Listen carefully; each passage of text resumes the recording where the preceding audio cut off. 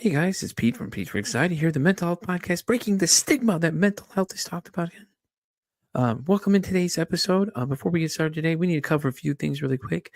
Let's talk about the Pete for Anxiety Patreon first off. It's only $1, guys. $1. What does $1 get you? $1 gets you into the exclusive episodes I am recording currently. I'm actually focusing on certain different diagnoses of things to show you guys what it actually looks like as it manifests in a person. So why not for $1, judges? Yeah, they said $1. I just checked with them too. See, they said it was okay. It was $1 anyways. Let's also talk about the Oracle Talk Radio Networks app. In case you can't be here live listening to me, watching this video, supporting the show, you can listen to it on the radio app. Why not? It connects us live to our 365 radio. Just go to your app stores and download the Oracle Talk Radio Network. You'll see the big old Oracle Talk Radio Network app logo right on there. Download it and it'll connect you to me, 10 a.m. Central Standard Time, 3 p.m. Central Standard Time, to Pete for Anxiety when I'm live doing my thing right here, informing the world and raising mental health awareness. So where are you going to be? 10 a.m. Of course. Come on. We just talked about this. Pay attention for once. Damn. Do y'all know how to listen? And as always, guys, like, follow, and share the YouTube channel. If you guys like what you're seeing, leave some comments, man. We want to know. I want to know if you like what you're on. You want to be on the show? Let me know. Hit me up at PeteVersusAnxietyPod@gmail.com. And as always, guys, enjoy the show. And by the way, did I mention to like, share, and subscribe to the YouTube channel as well? Yeah, okay. I just want to make sure because some of y'all are hard of hearing in the back, may have to yell loud or get a megaphone or something. But, anyways, let's get today's show started. Y'all have a great one. Enjoy. Welcome into another episode of Pete versus Anxiety here, the mental health podcast breaking the stigma that mental health is talked about enough. My guest today is Alexis. Alexis, say hi to everybody. Hi, everybody. My name is Alexis Scopus. I'm a licensed mental health counselor in the state of Florida. And let me tell you right now, Alexis's guest sheet reads like a roster on a basketball card or football card, whatever sport you choose, because Jesus. Wow, Alexis. That's all I can say is like I'm reading through the list of things and I'm like, this is the craziest list I've ever read in my life. There's brain spotting listed on there and a bunch of other stuff that was on there. What else we got? Cognitive behavior therapy, acceptance and commitment therapy, trauma-informed modalities, the Gottman method, and it just keeps going, guys. It's crazy. So, Alexis, why don't you tell everybody a little bit about yourself, how you got started and all this kind of stuff? Absolutely. So I got in the field, as most therapists will tell you, just because of personal trauma. We had to grow up at a very young age, and I had a lot of interesting therapists growing up. So I decided to fill kind of that void of what I wasn't receiving. But as far as background, I started with kids with autism for a few years and then segued into a MAT clinic. I've worked in high schools. I've worked with child welfare. I've worked inpatient, outpatient, rehabs, private practice, crisis units. So luckily, which is really cool, I've gotten to see kind of all of the environments that mental health dictates. Yeah. Oh, yeah. I can believe it. Like I said, I was reading your guest sheet, and I'm just like blown away. I'm like, damn, dude, this like she's covering everything here now. We better on the block. Yeah. Needless to say, that's very, very close to what it is. Yes, because it's just it's crazy. But I mean, like, I get it though. You're trying to cover everything. Now the idea, are you trying to like the reason for such a broad span of things is why? So I'm going to be so real with you. When you're in school to be a therapist, they only prepare you for community mental health. There is no business learnings at all. And unfortunately, community mental health it's a trap. I mean, when I graduated in 2019 with my master's, I was getting paid $15 an hour for my first job out of school as a therapist working with child welfare. So I think a lot of people, we just get burned out. So we kind of bounce around, and that comes with a different environment, because especially I found like working in a rehab was a lot more overwhelming for me than working in a crisis unit. Yeah. So it's also just finding like what your niche is and what you're most comfortable in. But right now we are in private practice and we don't plan on going anywhere. Yeah, sounds like it. Yes, we're stuck. We're staying. You guys do like televisits and stuff too now? I know that's a lot of people are moving towards, given with the pandemic open and all the problems and not being able to be in person with people. Yes. So we do telehealth, but we also have 2 office buildings in Florida. Yeah. And we have wait lists. People want in-person therapy again. Yeah. Which is great, but that means I can't wear pajamas. But it is brick and mortar. Brick and mortar is definitely getting popular again. Yeah, I can believe it. I could see that.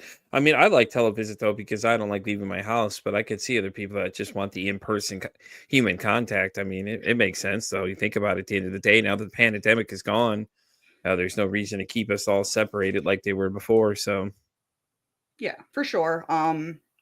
That's just something really cool though that we offer that a lot of people search for, and I totally get it. It's just now finding clinicians that want to work in person. yeah. Yeah, now that everybody's had the freedom of staying at home, working from home, it's like, why go back to the office now? Yeah, 100%. That makes sense. So do you guys specialize in anything? Is there something y'all do just in particular? Yes. So every person that we've hired has a different specialization, and I'll kind Oh, of okay. quickly go through the list. Let me bring up my roster though, because I always forget. um, Like I got a whole baseball team over, guys. Get ready. Here we go. it's incredible. It's just I always forget. I'm like, oh shit. So my partner specializes in ART, which is very similar to EMDR. I specialize in brain spotting. We have a clinician that specializes in qualified supervision and addiction. We have a kids therapist who does play therapy. We have a couples therapist. We have a therapist that works with veterans and first responders. We have a therapist who's geared toward parents. We have a therapist who works with like neurodivergence and autism Yeah. and things. And then lastly, we just hired on a neuropsych therapist to work What is with brain like? injury. I'm sorry. What was it? What is a neuro? What are the last one you just listed was? So she has a specialization, education in kind of like all of the brain networks and things, and she works Oh, with okay. injury, mostly that population who has just brain issues going on. Oh, okay. I was like, because I heard that, I was like, what is that? Ooh, what is that? I'm curious now. It sounds fancy. I'm like, dang, okay. She's like, sure, why not? Here, let's go into it. Yeah, it sounds exciting, doesn't it? Mm-hmm. Yeah. Yeah, but we definitely try to hit a lot of the markers. Like right now, we're looking for an eating disorder therapist, another in Yeah. person, and then another kids therapist. Yeah. But we're having a hell of a time finding them. But truly, like we try to hit a lot of the different boxes because it's hell finding a therapist. Yeah. It is. It is because you know what they say. A lot of times you got to go through a few of them to find one that you actually like and that fit what you're trying to do and all that kind of stuff. And then it's just and then you know the traditional therapy nowadays too isn't for everybody. There's all those different other kind of things you can try and you know all that great stuff. What is it? One of my guests she does quantum healing.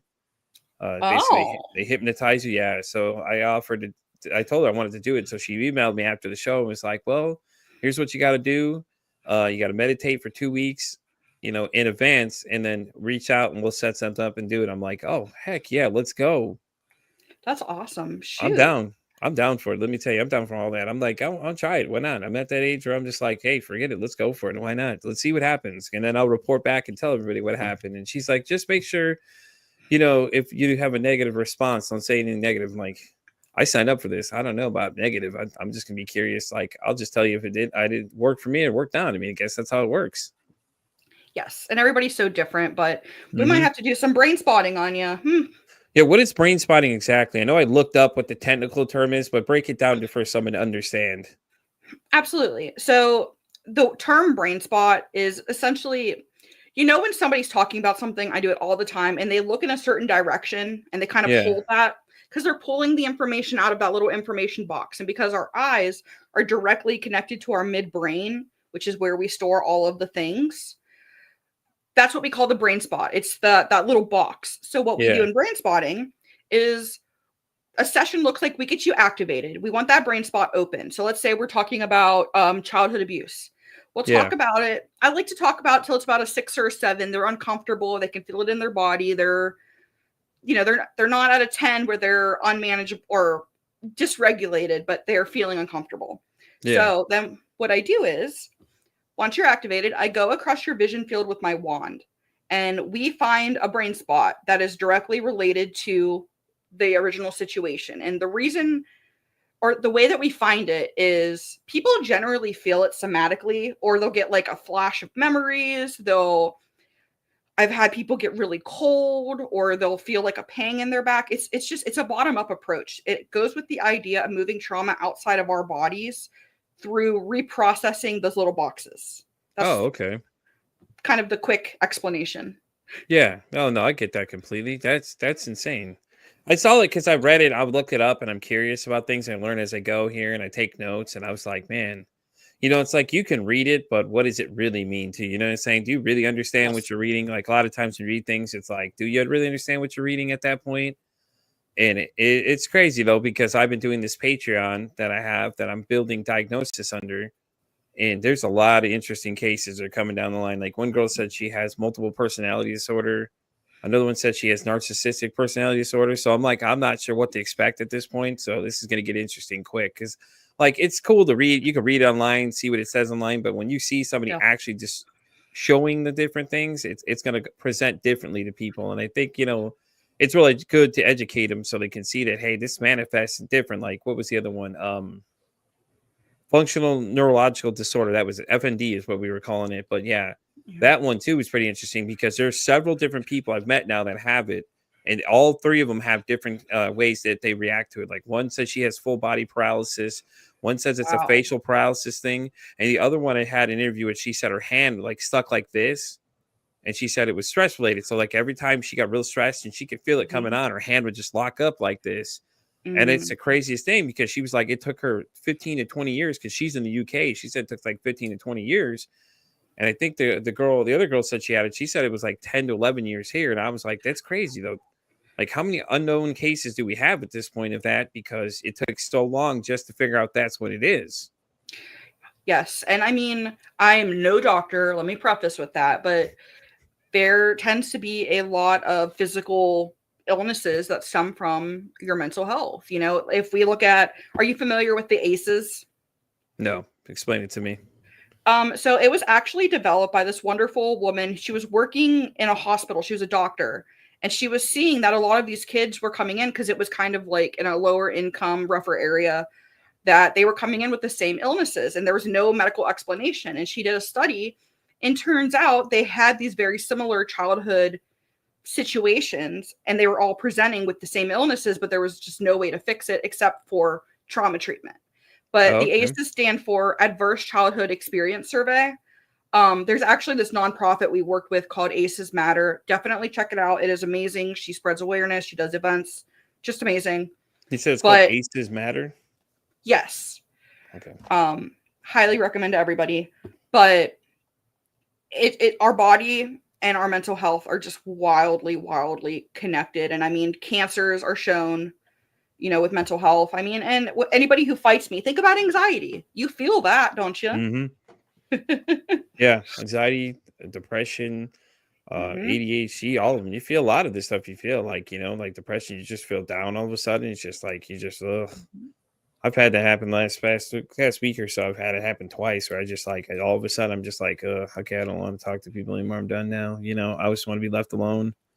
And then my anxiety is just like, sometimes it'll just get so bad. It's like, I'll just get really anxious on edge and I'll start like having thoughts whirring through my head. Like, and I'll start texting people.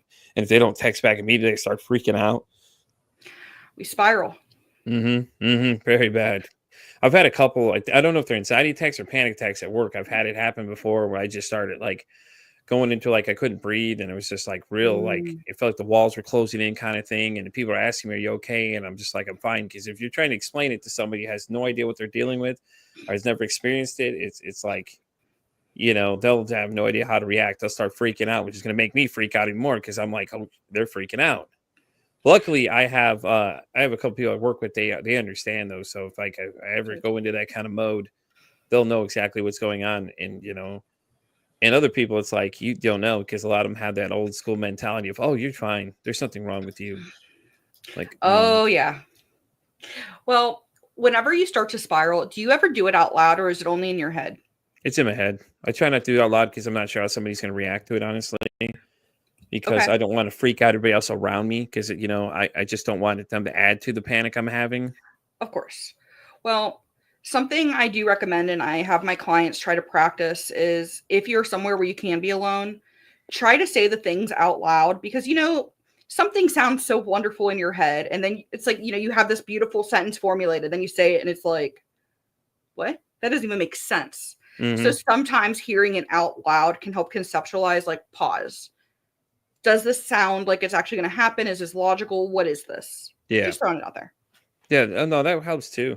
I'll have to try that and see what happens. I also have what a friend of mine sent me is an anxiety journal. Basically, like it works one page to the other, and it does exactly what you were just saying too, and refocuses your mind from where you're at to where it takes you to, and then you're like, by the time you're done, you're like realizing how stupid it sounds of what you're thinking at that point. Well, I always say there's a reason that's popping up. Let's note it, but we got to come back to that. But also, you're not going to fix it right now. You're just going to make yourself relive it. Yeah. That's not fun for anybody. No, I agree. It's not. So if you okay, so let's look at this now. So how long have you been practicing now? I've been licensed for about 1.5 years, but I've been in the field in some capacity for the last 9 years, 10 years. 9, 10 years? Okay. And you've been everywhere. Apparently, you've been all over the place at this point because it's insane. Yes, we've been around the block.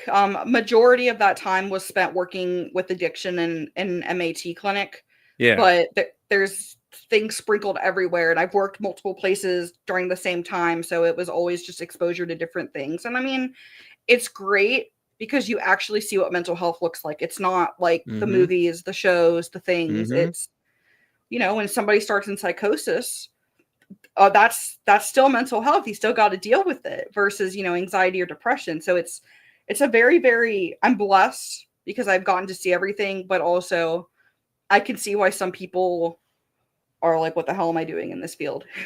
Yeah, yeah. And see, it's funny you say that because I mention movies too all the time. It's like, movies are great, but the way they conceptualize some of them are just horrible. Like I was Yeah. watching one the other day. It was called was it Blue is, or Bo is Afraid, and it's the weirdest movie I've ever seen in my life. Like it's just constantly.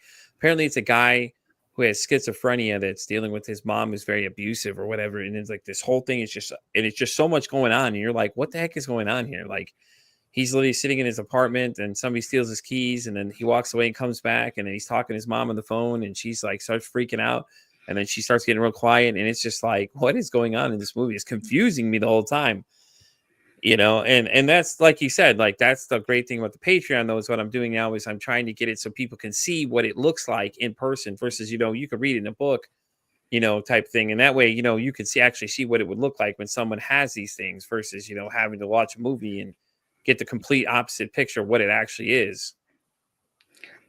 1,000,000%, 1,000,000%. I mean, it's very interesting, especially like if we're going to talk about like autism. In women, it looks incredibly different than men. Same with Yeah. ADHD. And when you're presented a movie and you're like, no, that's it though, but that's what it looks like. No. And people misdiagnose or they self-diagnose it. Oh god, WebMDs, no, stop. Oh my gosh, yes. And I get it. We want answers. Yeah, But we all can, if we try hard enough, we all can fit the criteria of the DSM. There's a lot more that goes into it versus just reading what the qualifiers are.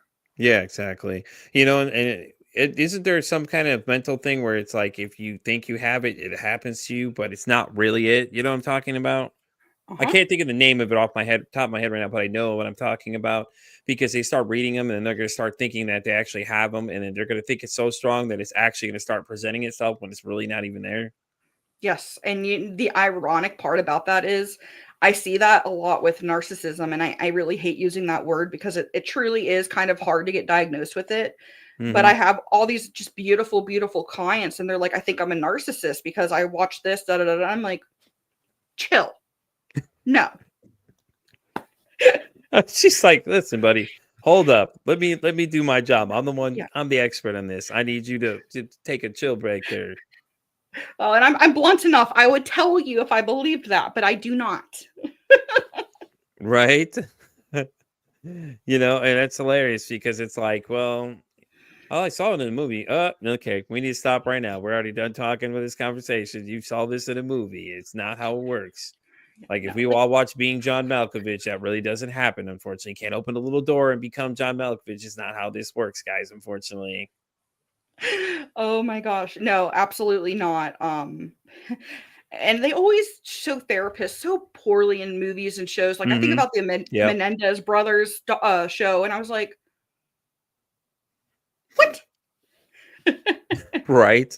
Or was it Dr. Rush, the one that USA had for one season where the guy had the drug problem and he's a therapist at the same time, and there's just so many, it's just crazy. And it's like, "Oh, here, lay on my couch." And that's not how it works, unfortunately. You're not laying on the couch. Like, that's a whole different thing we're talking about there. Well, and you know what's really funny? The reason that that became popular was because Freud didn't want to make eye contact and he didn't want to like be looked at. So That could started make on sense the then couch. too, but he was an interesting character himself though, so Oh yeah, he was a fun one. He was all for cocaine until he wasn't. he's like, "I like drugs, they're good," and then realize, "Oh, wait, never mind, drugs are bad. Don't do those, guys. Never mind, don't." He was a founding father, so I can't be too upset, but also things have changed since then. Right? So let me ask you a question. What is the Gottman method? I was looking at it, Mhm. and I'm like, I've never heard of that before. Do you guys use that? Is that more like couples kind of thing and stuff like that? Yes. So it is a couples modality. It's actually one of the biggest ones too. Um, a lot of a lot of folks actually specifically ask for that, which is very interesting to me. But Gottman is kind of also like the daddy of relationship therapy studies and things. Yeah. So there's a lot of resources, there's a lot of ways to do the things. It's kind of funny. Everybody jokes that if you don't do Gottman therapy for couples, then your relationship is going to fall apart, according to Gottman, which of course, but you know, that's all it is, just a couples therapy modality. Yeah. Yeah, well, because I was reading, like I said, I was reading your guest sheet. I have some notes here I'm looking at of some of the stuff, and I'm just like, damn, girl, you're all over the place. Like trauma informed modalities and things like that was caught on the list. The brain spotting thing was one that caught me the most because I was like, "Ooh, what is that? I got to know what that is." So I went and looked it up to see, and I'll definitely have to try it though. I'm down. I'd be down to try it. Listen, I who knows what I'll find out, man. At this point, who Mhm. knows? Yeah, no, it's all about to truly trusting yourself and unlocking those boxes that hold the core beliefs of things that our brain won't let us near. Yeah, So I it's super cool. And hit me up after the show. We'll talk. heck yeah, for sure. Um, but the thing too is like now, the whole point of the show is we're trying to raise mental health awareness for people. I work with a nonprofit as well. Mine is Podcast Preventions, and basically what we're trying to do is raise awareness for people. Even the younger generation, and eventually they'll be like you can do speaking opportunities and things like that, and they'll compensate us for that and stuff like that. And so I get the whole, seeing mental health as it is. It's just I don't think it's talked about enough, honestly, because it could be formed with any things like addiction and all these other things, all kind of snowball into one giant big thing that's a problem at this point. Absolutely. Absolutely. And it's crazy that it's not talked about enough, especially the younger kids and things like that, and then people that decide that they want to take their own lives, and it's like, oh, what were they thinking? Well, 90% of them that I talk to that have had thought those thoughts say that they feel like they're not being seen or not being heard and things like that. Yeah. Yeah. I mean, I get it. Life is crazy. We're all kind of stuck in it, but ask the people in your life how they are and really just listen to them. I often hear suicide being selfish, and it's so interesting because I've been there many, many, many times, and all I could think in those moments were this is the solution to everybody's problem, not Yeah. creating a new problem because you're in that mindset. So I think it's just we need to look at mental health with taking some of our emotions out of it and more in that black and white when it comes to education.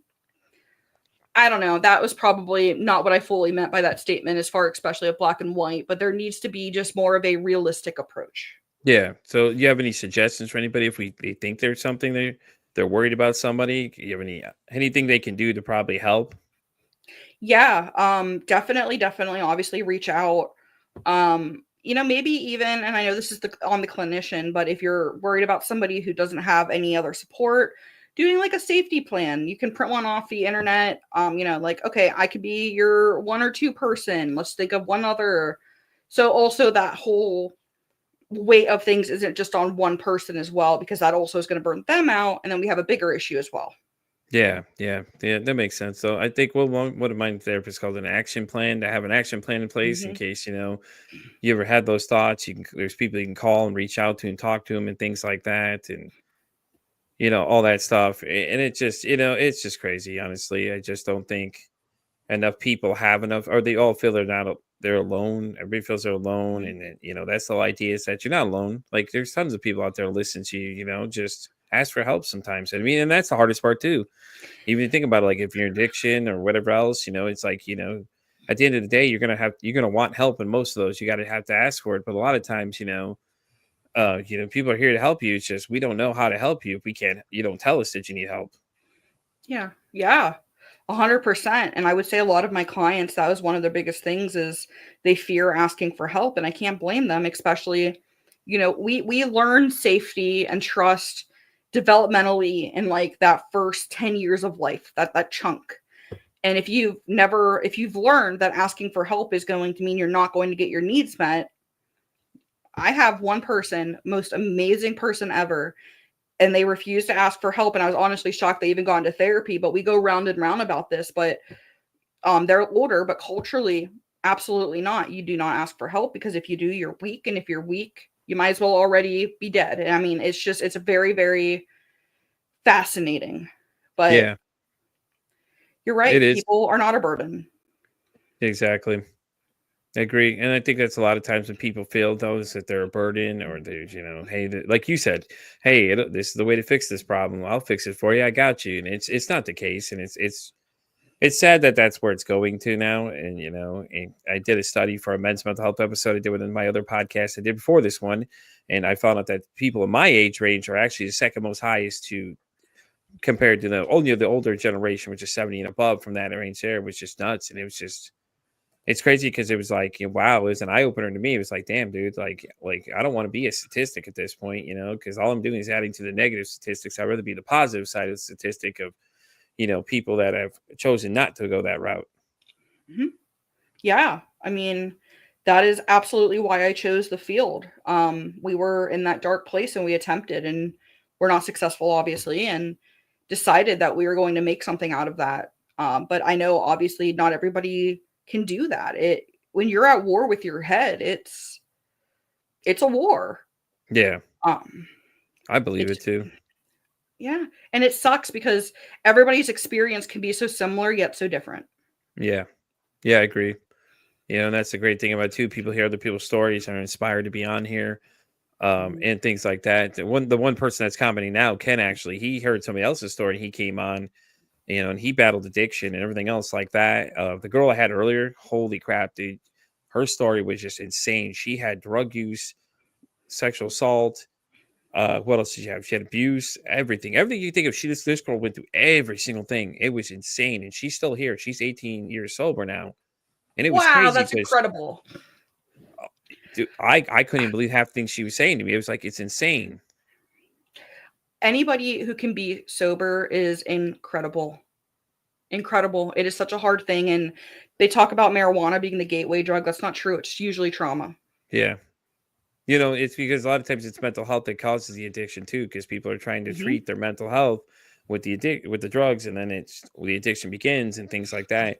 And she said she was addicted to meth and everything too. She had that, and all that stuff just started spiraling on top of everything else. She had that. I was just like, dude, this is insane. Yeah. For her to come out on top like she did, and she still struggles today, though, she said. And her anxiety was so bad, her hands was shaking, because she showed it to me on the camera. She said, look, my hand's going. And I was like, dude, that's crazy. That is. I give her all of the credit in the world, though. That is incredible. I don't know. That, yes, you'll always battle, but your story, if it changes one person, you know. That's exactly what I'm saying. One person changed by a story, man, is a positive effect in my mind.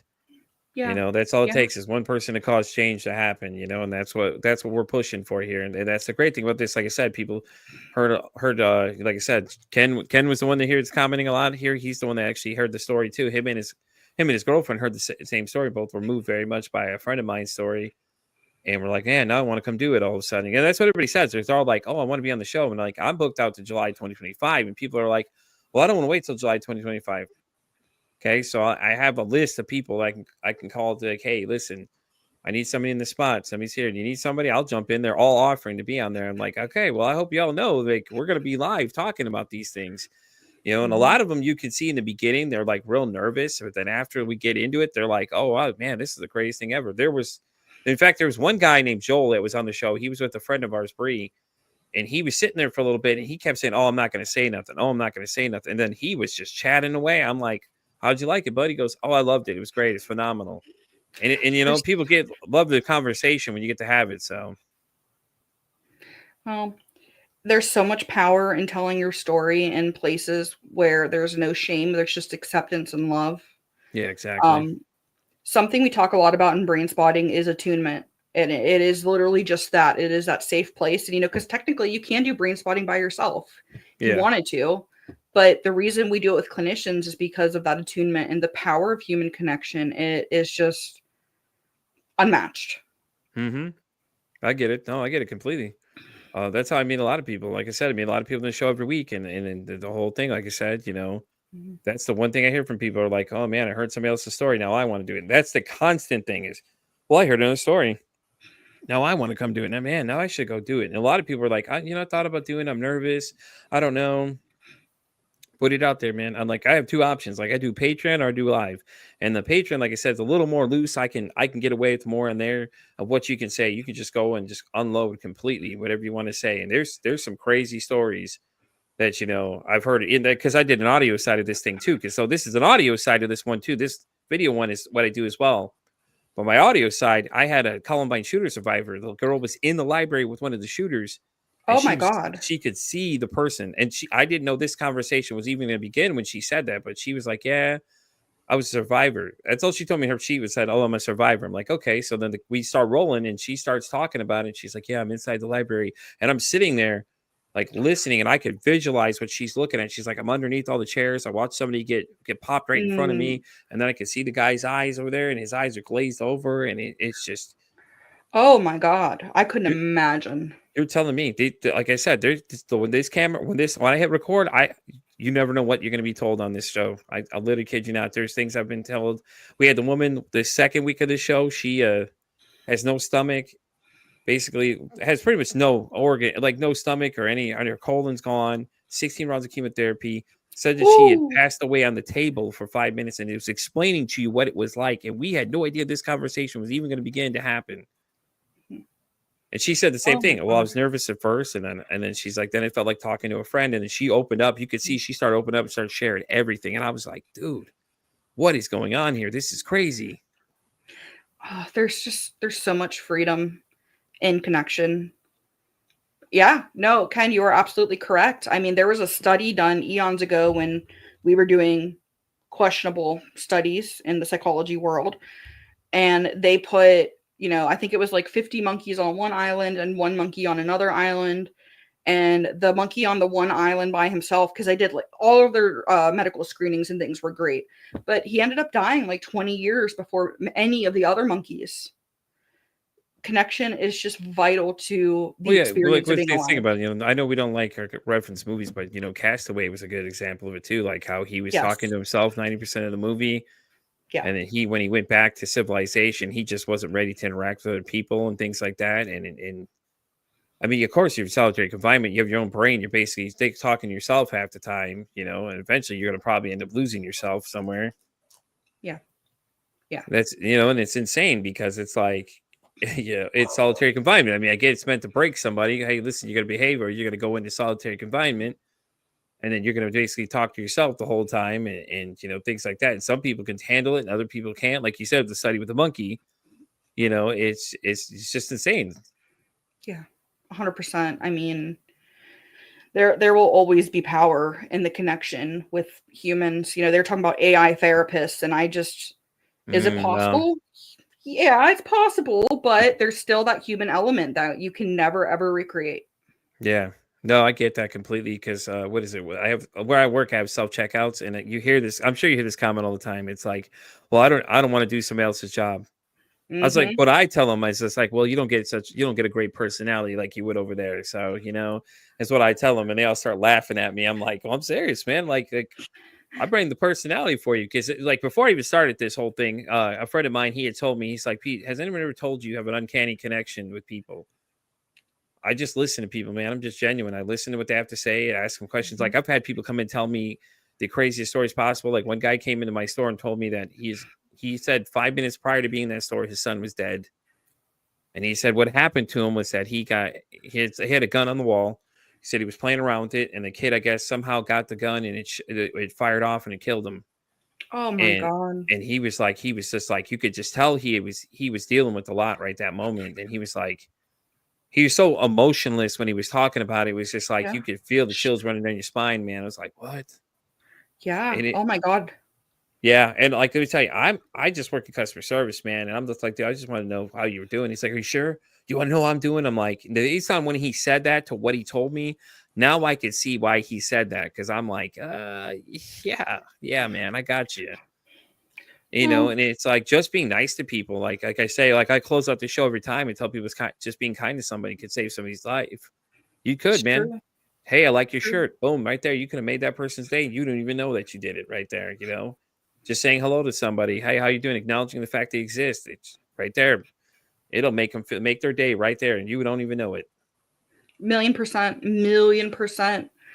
I mean, I there's been stories I've heard of like, people were on their way to the bridge and somebody asked them how they were, like genuinely and smiled, and that was enough. Oh, I got a good Of one for course. you. All right, Alexis. This is my new thing I've been asking people recently. I ask them, "Hey, how's your Okay. mental health?" Think about it.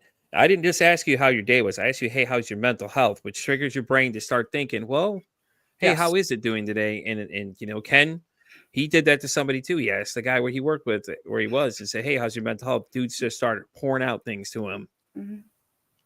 and it's Yeah. so powerful of a question. People don't like you don't think about it. It's just a simple question. It's not, "Hey, how are you?" People say, "Oh, I'm fine," which that's probably a lie 90% of the time. We say we're okay, but are we really okay? We're not. Think about Robin Williams. Yeah. Is he okay? He 100%. wasn't okay. Chris Farley, after you've seen that whole documentary, the back scene of the story, like he struggled with it all the time, but you would never know it because Chris put on a mask the whole Yeah. time, and things like that. It's just crazy because it's like, but when you ask them that other question, then it's like, well, hold up, wait, we're not getting a normal question here. We're getting, hey, how's my mental health today? Let me think about that for a minute, because then you really have to think about what you're about to answer next. Yeah. No, 1,000,000%. I love to ask my clients, I'm like, "How are you?" I'm like, "I'm good." I said, "That's not a feeling. Let's try again." And now they know they are tuned like, "How are you?" "Okay, I'm feeling tired. I'm feeling joy." I'm like, You'll have to "Uh-huh." try that with them and see what they say. Ask them, hey, how's your mental health today? Just to see what they I do. I say. like that. Because I see like what they it. say, because I'm curious what responses they give. Because, like I said, like when Ken did it to the one person, he literally like opened up to him instantly, just started telling him everything. And I was like, yeah, I mean, because it's a real question. You're not just saying, hey, how are you? It's like, hey, how's your mental health today? And you just boom. So people just start thinking about it, like, oh, well, I'm kind of feeling a little down, or this is bothering me, or that, and it's like you'll be amazed the world of people that open up. And the whole thing with Absolutely. killing the kindness, like they teach in customer service, like there's people that have come into the store that I work at, they don't say 2 words to me. Now they'll have a full conversation with me. And it's all because I just constantly nice to them. Hey, how you doing? Have a good one. Take it easy. Have a great one. You know what I mean? All those simple little things add up over time. And eventually these people just start opening up and start talking to you, or they'll say hello to you more than just, hey, what's up? Yes. You know, 100%. No. and like we Um, said, you could make somebody's day. Like just being nice to somebody, you never know. That could have just made the world right there. Hey man, this guy acknowledged me. Hey, he liked my shirt. Hey, he liked my hair. And all it is, that's all you're doing. You're not doing anything but you're doing absolutely nothing. Costs nothing to be kind to people because you could just sit there and just hand compliments all day. Hey, I like your shirt. Hey, I like this. Hey, I like that. And that's it, man. They'd be their best friend right there. You don't even have to know that person to even be nice to them. It's just being nice to people doesn't cost anything. yeah. Yeah. Ken says, I also say, how are you really? I like that. True. I mean, we often hear good, maybe bad, or fine. And the realm, I encourage people to look up the feelings wheel, or, just being honest, because I also try to think when people ask that extra kind of question, like, how are you really? How is your mental health? That person is truly invested and wants to know You how said you it's called the are. feelings wheel? Yes, I love the feelings wheel. It is so funny. All my clients are like, oh, here we go again. But it is amazing. So it's really interesting because the middle is what we deem secondary emotions. And Yeah. that has anger, happy, fear. Those are secondary, and then it envelopes it out. Okay, so anger might have been the safest emotion. So you funnel things through that, but Oh, you might okay. be really disappointed or disrespected. And the remedy for disrespected is going to be different than anger. So then you're not even using the right coping skill because we don't know how to place them. Oh, okay. Yeah, like I said, I was gonna look it up anyways. I'm taking notes when you're telling me certain things here. I am taking notes, literally right here. You can see I'm taking notes here because I'm curious to know these things.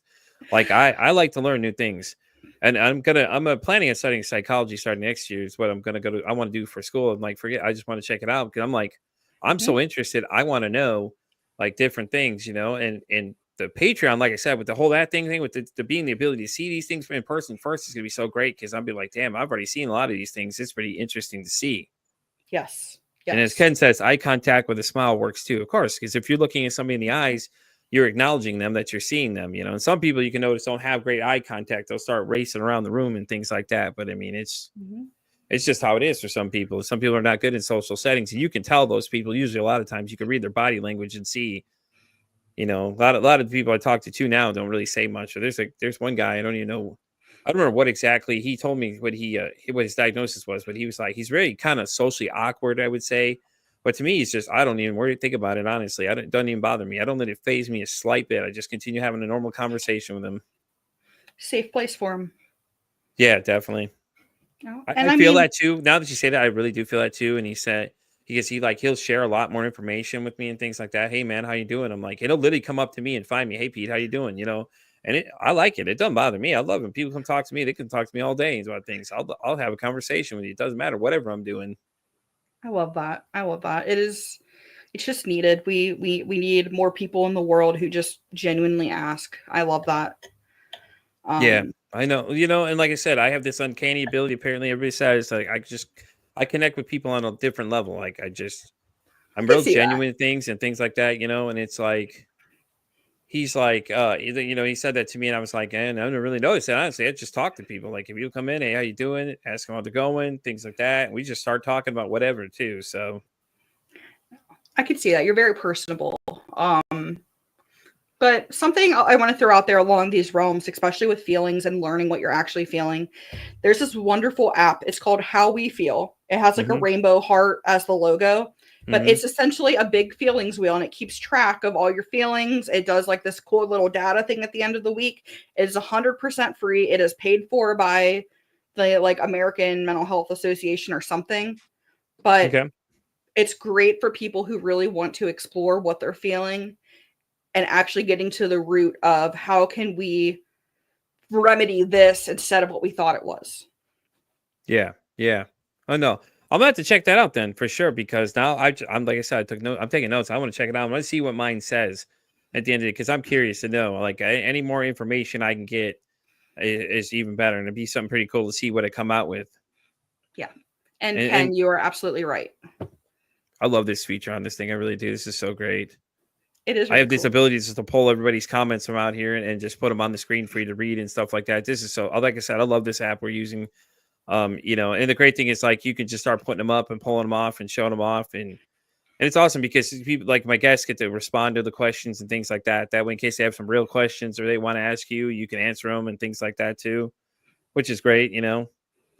It is. It's really cool. I like being able to see him. But Ken is absolutely correct. You have to know what the tiger is before you try to tame it. Yeah.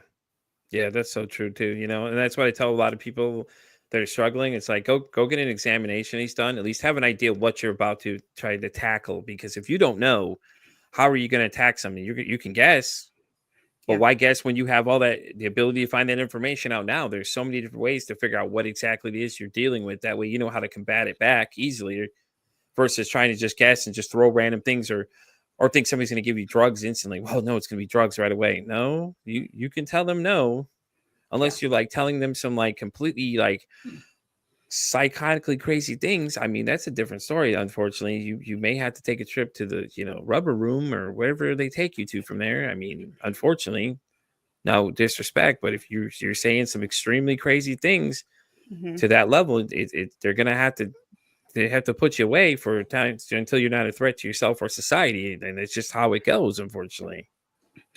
Yeah, yeah. And I mean, crisis units, I really, in theory, they should be wonderful, but they are not. I've worked on one and I get it. You're there So, for a limited so amount of okay, time. so Alexis, what is a crisis unit for everybody that doesn't know what that Yeah. is? Yeah, sorry. It is basically where if you're being Baker acted or if you're voluntarily going to the hospital, that is where you go. It's really interesting. They bring in a judge, they do court in the unit, they bring in family members for advocates, but basically, and I'm just gonna be honest, what it is, it's to get you medicated on a correct kind of cocktail, Mm-hmm. and that's kind of it. Then they set you up with outside resources. Yeah. Is it the best system? No, but No. that's what we're working with right now, unfortunately. Yeah. And Ken says that drugs isn't always the answer. Retraining the mind is key.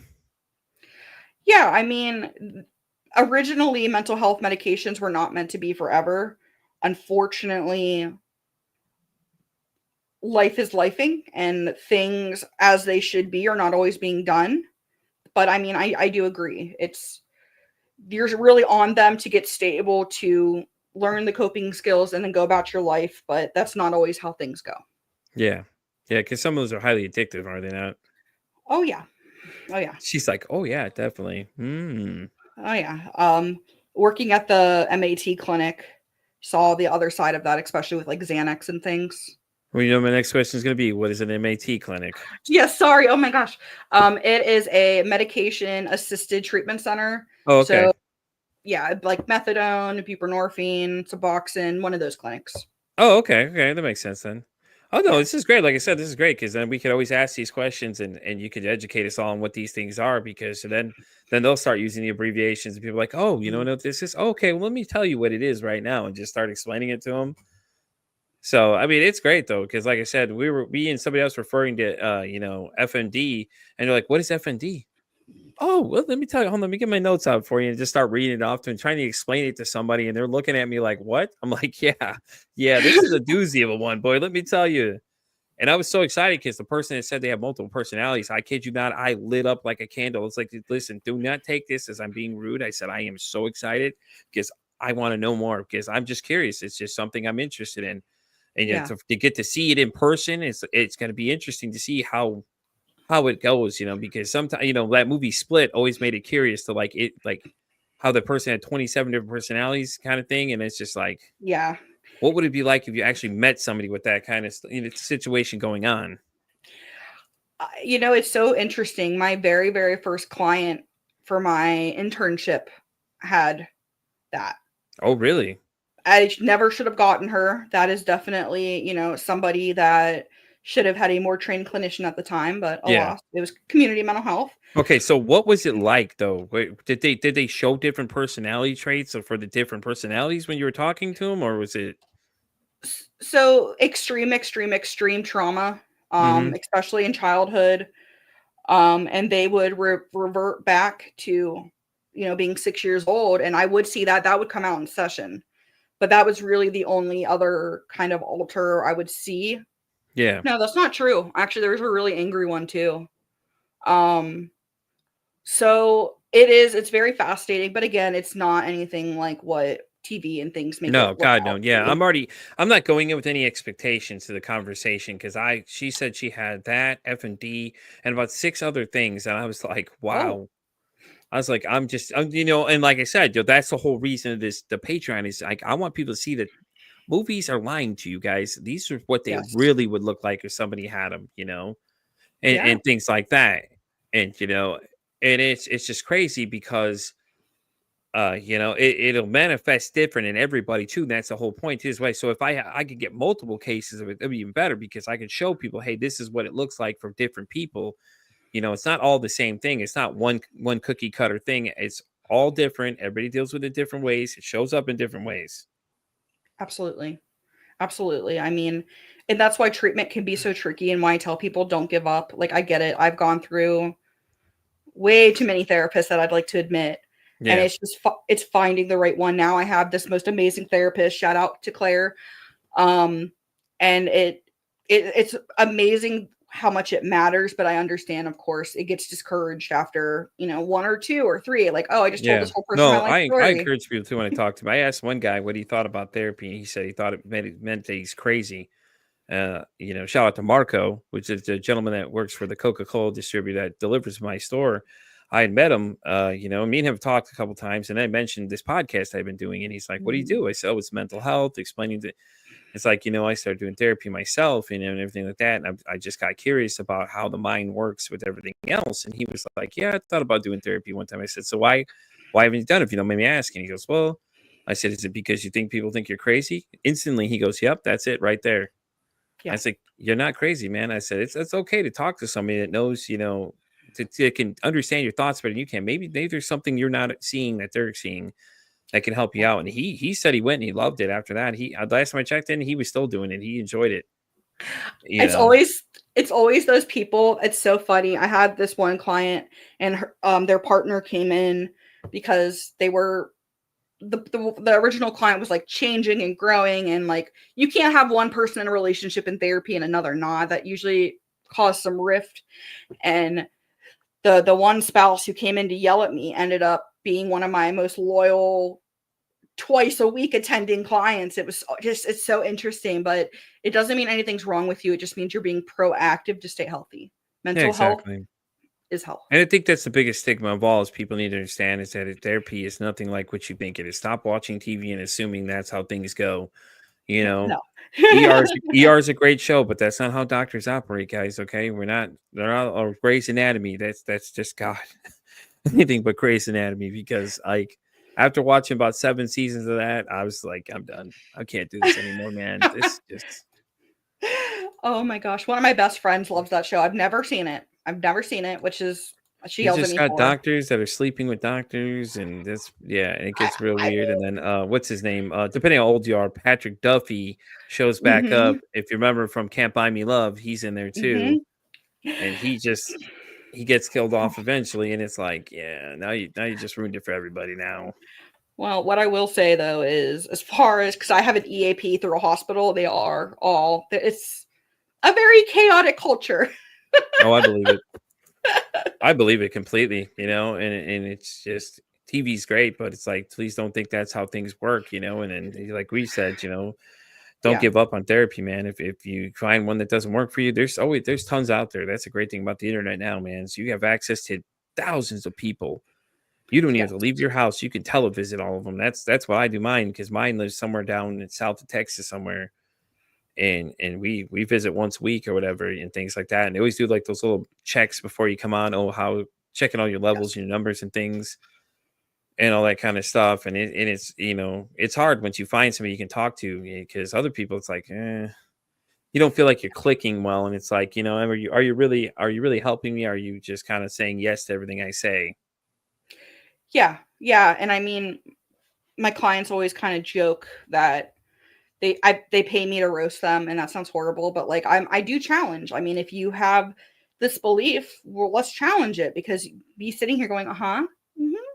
No, I want you to think differently. You I don't think have to therapy agree with with you would me. be very fun, honestly. I think it'd be an interesting session, honestly. I've been told that. I had one client. It was so funny. What did they call Well, it's your me? personality. You could just see your personality comes out so well, and it's like, oh my god, that'd be great too. Oh, thank you. Yeah, my dog eating pizza in the background really gives Right. it away. She's like, here's my centerpiece right here. Everybody check it out. No, but anybody who's listening, try therapy once, and if you don't like it, you don't like it, but try it Listen, once try because you. therapy with Alexis first, then go try the other things, okay? Because you'll probably enjoy it with her first. You may not want to leave after that one, because I'm telling you, this is just generally how it goes right now. Like what we're doing right now, this is how therapy essentially goes. You're just Yeah, having a conversation all the time. Now if you have like an issue or something you're upset about, they're going to listen to what you're saying and they're going to start analyzing it and then give you different techniques, like Alexis did for me. She was like, "Here, try it. Why don't you try this?" And that's just how it goes, basically. And I think people need to start waking up and realizing that it's okay to go get help. Like that's the main message of this whole thing: is go get help. If you need help, get help. Please do. Don't yes. be afraid. You go to the doctor when you're sick. Why not go to the doctor when your head's sick? Yeah, and really kind of like the thing I always love to leave people with is now doesn't have to be your forever. I love that. Yeah, That's great. I always tell people all the time that whenever they tell me you're X amount of years sober, I'm like, well, I'm glad you're still here. absolutely. Oh my And God. it can't be said enough. And there's actually another thing. Let me cue up this video for you. I have that was supposed to be one of my guests. I think you might like this one. So here we go. This is from a guy named Hunter. One Okay. every 40 seconds, 90 every hour, 2,000 every day, and over 800,000 people we unfortunately lose every year because they decided to take their own life. So the guy that I've been working out with for the last 3 years, I come into the gym, he sees the hoodie, he comes up to me, gives me the biggest hug I've ever had, and literally says, "This has helped me out more than you know." All right, I want you guys to check this out really quick. So on the front, it says, "You are enough." And on the back, it says, "The world is a better place with you in it." So the message for you, for the person behind you, for the person walking past you, is that no matter how hard life gets, your presence matters, and we love that you're here every day. If you guys want to get this hoodie, I'll tag it down below. So basically, Hunter's video. Hunter was supposed to be my guest this morning. He had an emergency. He couldn't be here. But that video was so moving. I reached out to him and said, "Hey, man, do you want to? I want you to come on my show and talk about that exact reason right there, because that right there, just like he said, that guy seeing that hoodie every single day, man, did that much to him." Well, the small things matter. When change comes, when love comes, when just being there for other people, the little things matter. Yeah, it does. And like I said, that was just a 50-second video right there. It was big enough change for somebody that sees that is going to be like, wow. And that's a lot of times what my TikToks are. I post a lot of those different mental disorders and things like that, explaining what they are.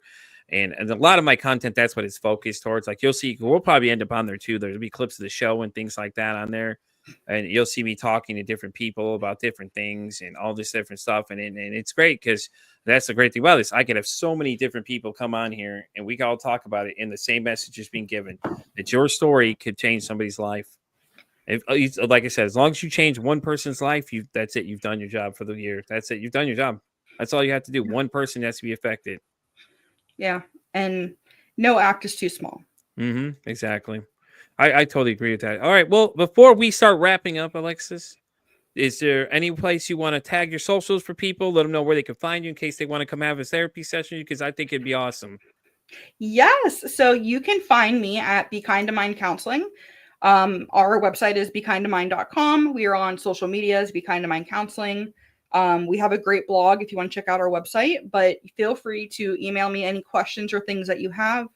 That would be Alexis at bekindtomind.com. Okay. I'll make sure I save yours too.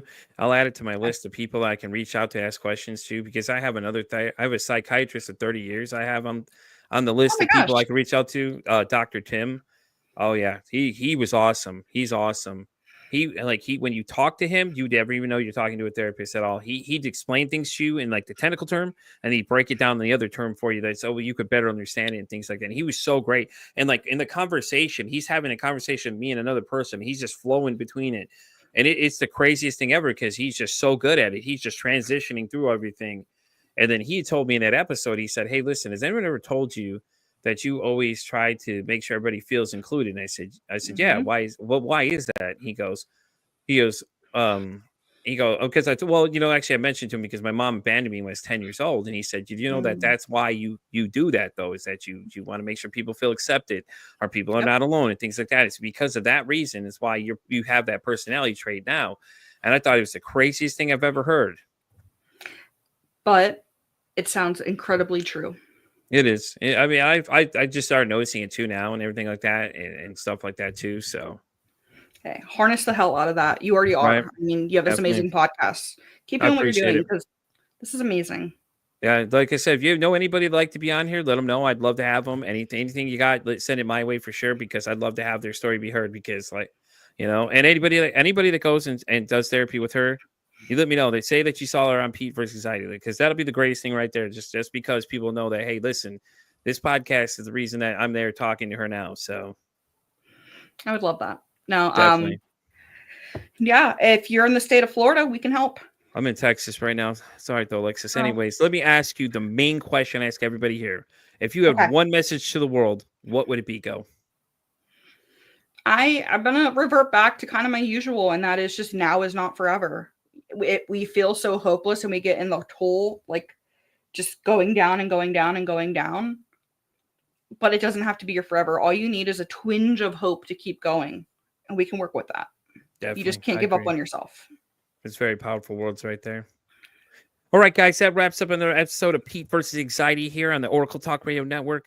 Alexis, thank you again so much for coming. This is great. We'll definitely have to have you come back. Maybe your partner can come back too. Yes. We got multiple guests on here, so I'd definitely love to have y'all come back and chat some more with me, and we can talk about whatever y'all want to talk about. Doesn't matter.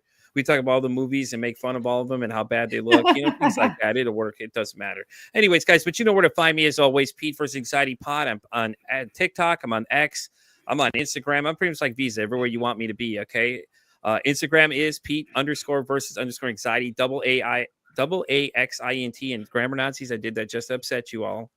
And like I always say, guys, it costs nothing, absolutely nothing to be kind to someone. You're one kind act could save someone's life, or hell, you can even make their day. But anyways, guys, that's me signing out of here right now. I'll see you guys next week, 10 a.m. Central Standard Time, right here on YouTube. Alexis, say bye to everybody. Bye. Thank you guys.